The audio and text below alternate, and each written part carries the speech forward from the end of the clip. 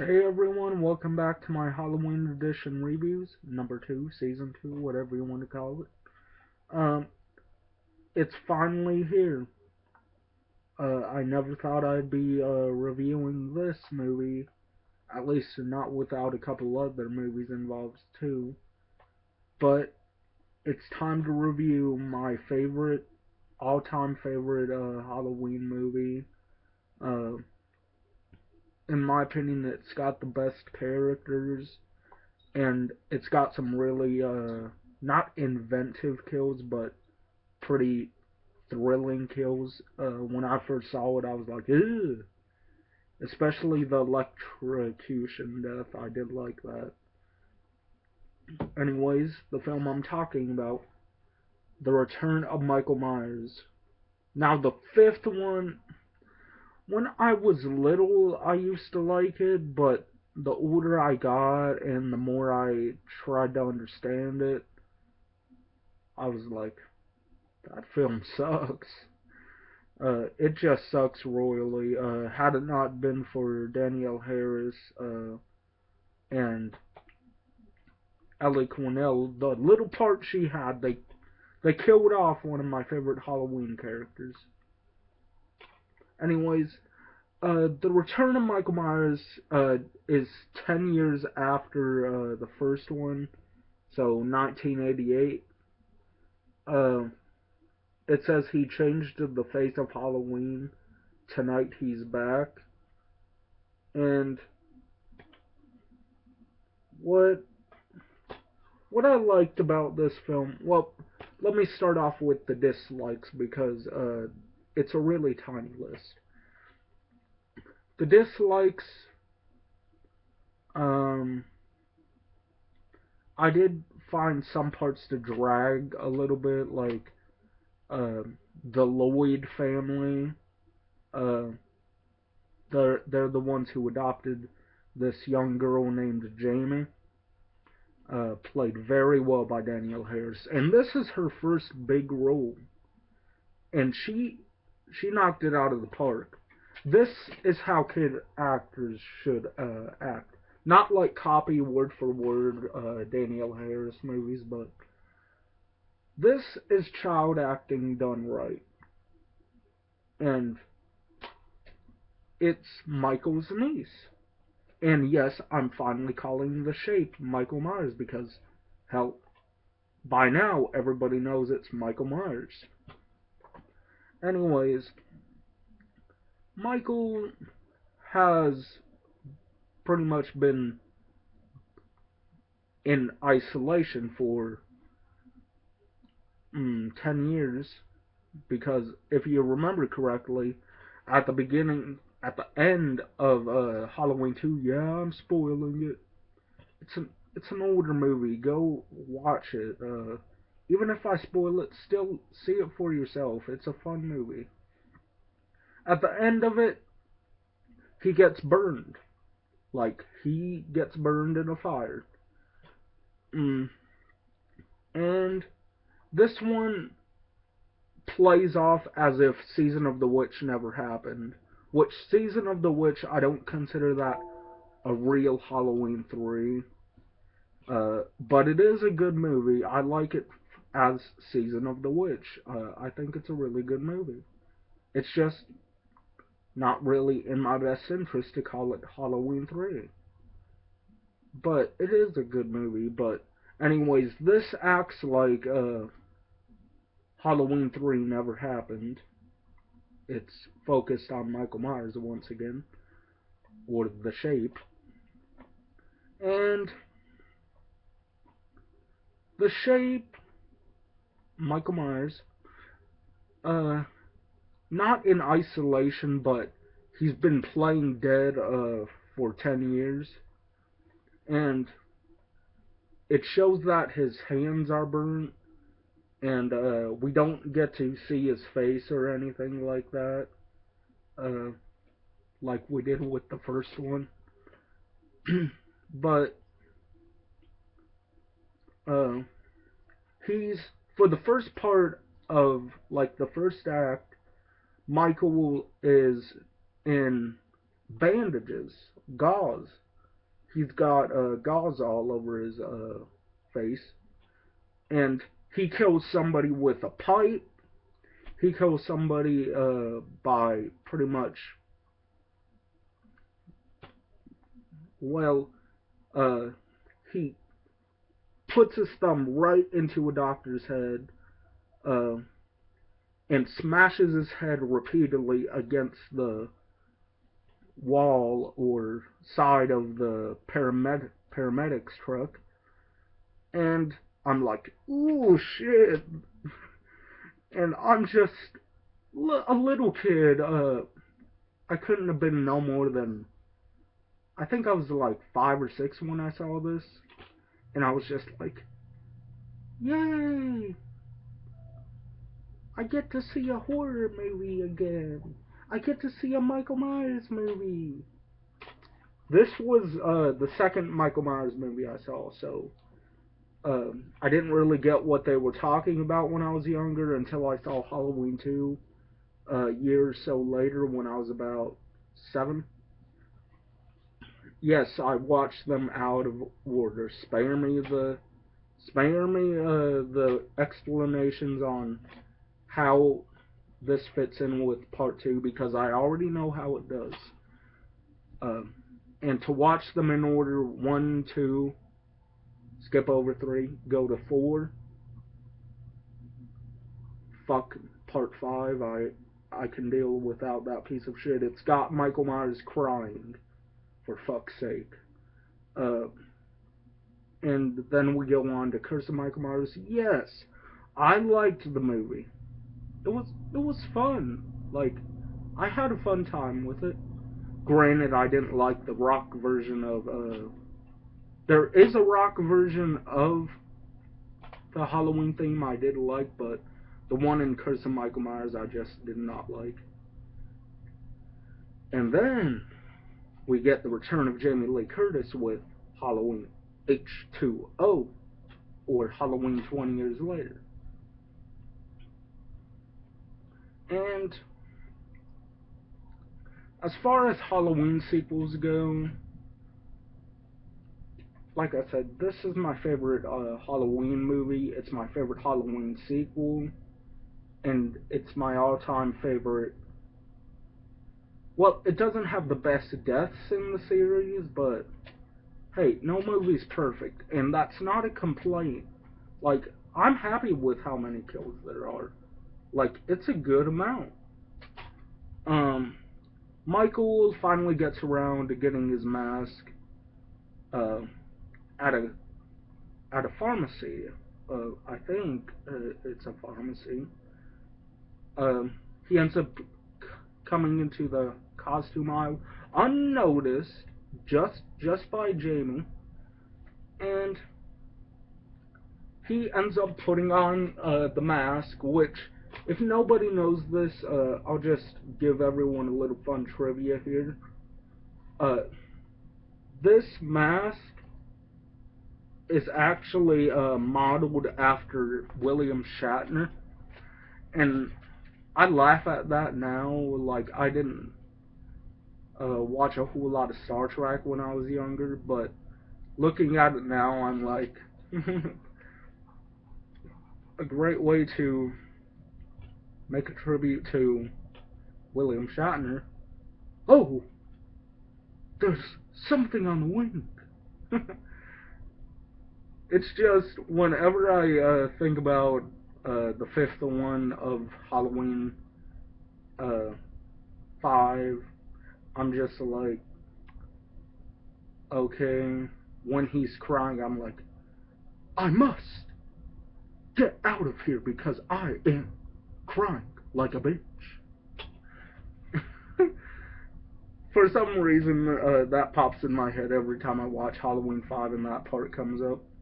Like, I'll watch Halloween 5 if it's on and I have nothing else to watch. I'll watch Halloween 5.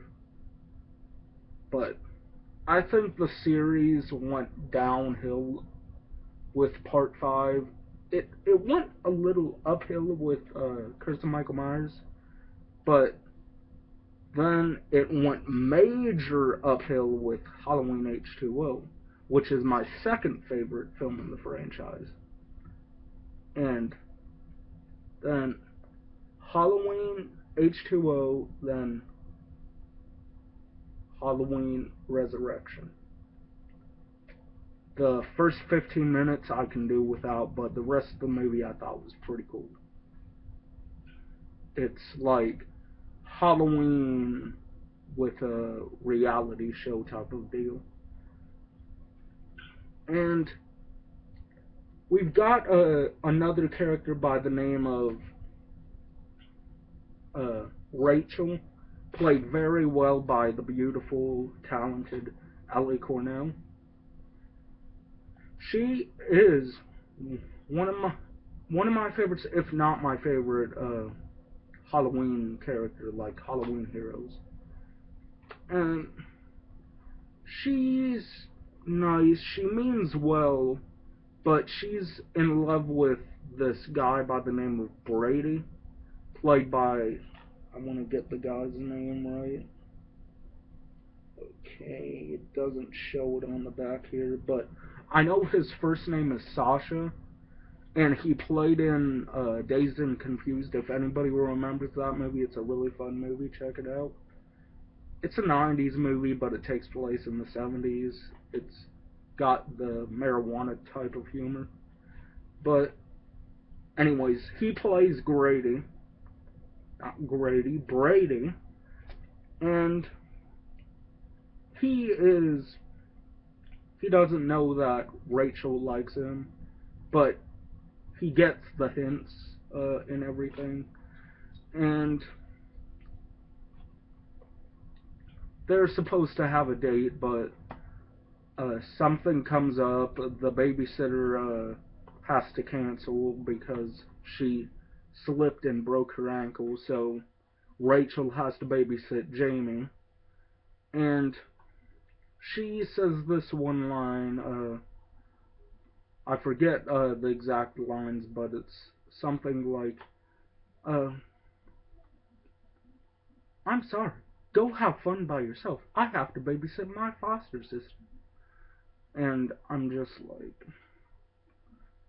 if there's any reason to dislike this character, I'm gonna dislike her for that one part. Like, I know she means well. I know the character means well, and so she tries to talk Jamie into going trick-or-treating. So, Jamie, Rachel, and Rachel's friend all head up to the discount mart, that's what it's called, for Rachel to have a chance to see Brady, and for Jamie to pick out a costume. And the irony for this is so out there. You'll feel like you're watching a tribute to the first film. In a way, for a sequel, you kind of are. Most sequels are tributes to the original, but this one is a really big nod to it. Jamie picks out a clown costume instead of it being a honk your nose type of clown. It's just like the clown eyes, like it's a silver mask with eye holes put into it, and then a clown nose right here. And what happens is Jamie's been having nightmares of Michael. She has no clue who he is, so she calls him the Nightmare Man. And she gets bullied at school a lot. She says she gets called an orphan, which she is. She got adopted by the Lloyds. She knows very little about her mother and nothing about her father, from what I gather. And she... Sorry, itching my nose. I'm trying to find the right words here. She loves the foster family she's in. She loves her step mother and stepfather, well, foster father and foster mother. Uh, for some reason, I keep on calling them the Lloyds. They're called the Carruthers. Rachel Carruthers, uh, and mother and father Carruthers, and Jamie Lloyd. So I guess that's what her father's last name was. But anyways, to everybody else, she's called Jamie Carruthers.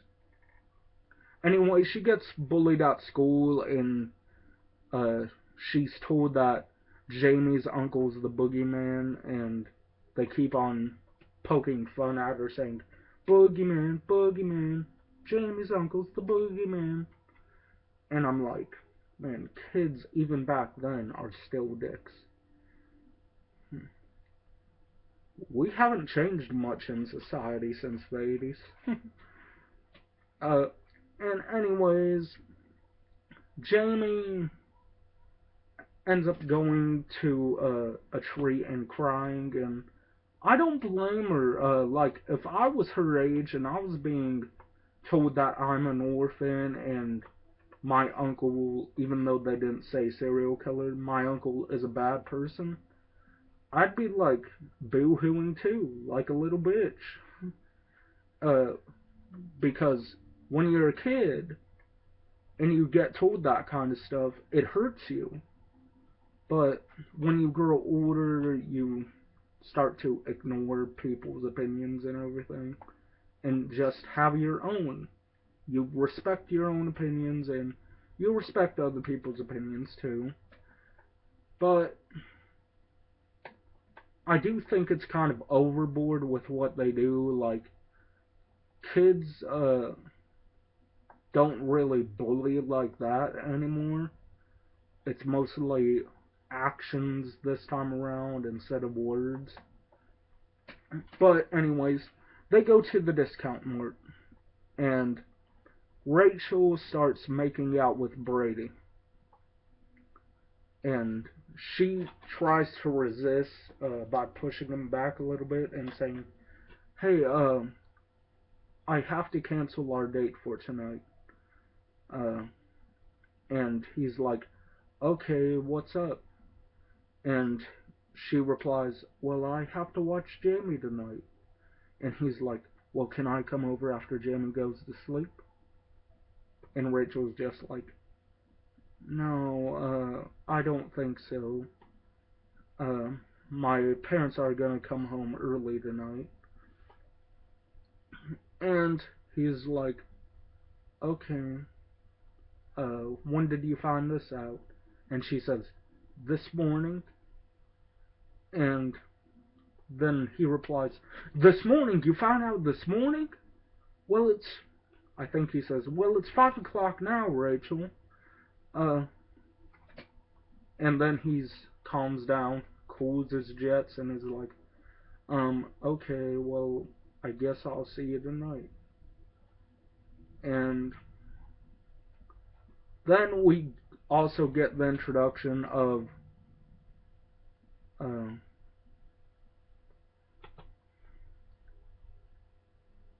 uh, a girl. I forget her name, and I can't think of the name off the top of my head. But it's the new sheriff's daughter. Uh, I'll be damned if I got the name of the sheriff wrong in the first review for the first film, because I'll be really pissed, because that means I gotta go back and edit some stuff out and put some stuff around to make it seem like, oh, cuts, pretty much. I'll have to cut some stuff out of the video. But hopefully I'm right about the first one being called Sheriff Brackett. Anyways, the new sheriff has a daughter. Again, I can't remember her name. And she kind of likes Brady. And anyways, a couple hours later, it's nighttime, And Jamie is getting ready to go trick or treating. Rachel is calling up Brady saying when she should be home. And we get a POV shot of the window, the outside, anyways. And we're looking inside, so we get the hint that, oh, Michael is doing what he did in the first film. He's pretty much peeping on the family. And finally, Jamie is ready to leave, and Rachel is ready to leave, so they go trick or treating. And I wish, when I was a kid, I wish that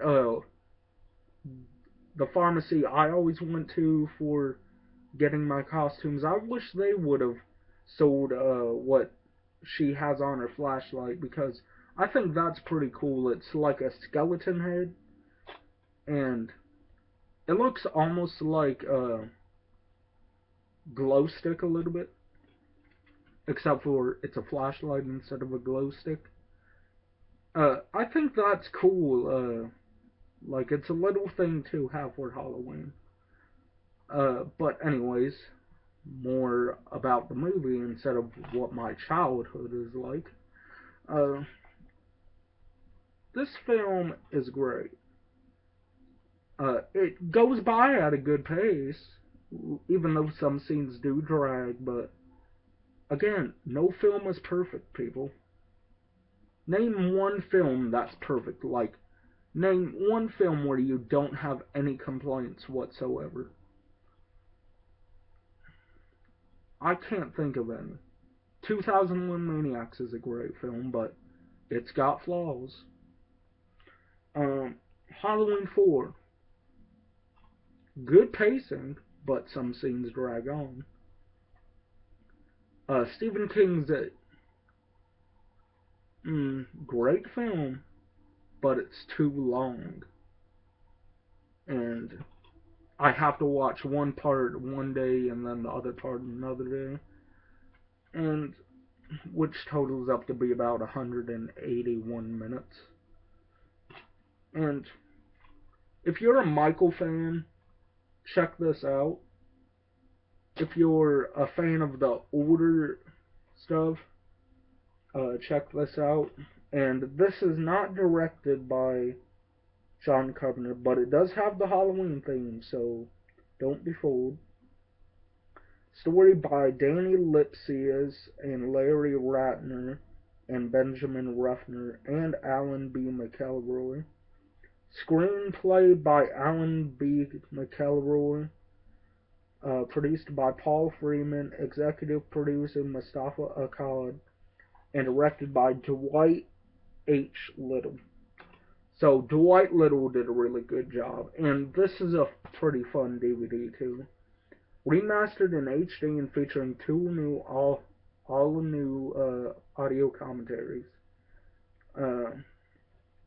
Widescreen presentation 1.85:1 ratio. Enhanced for 16 by 9 TVs, which unfortunately I don't have. It's out in the living room. Audio commentary with actors Ellie Cornell and Danielle Harris. Audio commentary with writer Alan B. McElroy. Halloween 4 and 5 discussion panel. The making of Halloween 4 final cut. And theatrical trailer. So you get a good amount of features in this. And now to rate the film.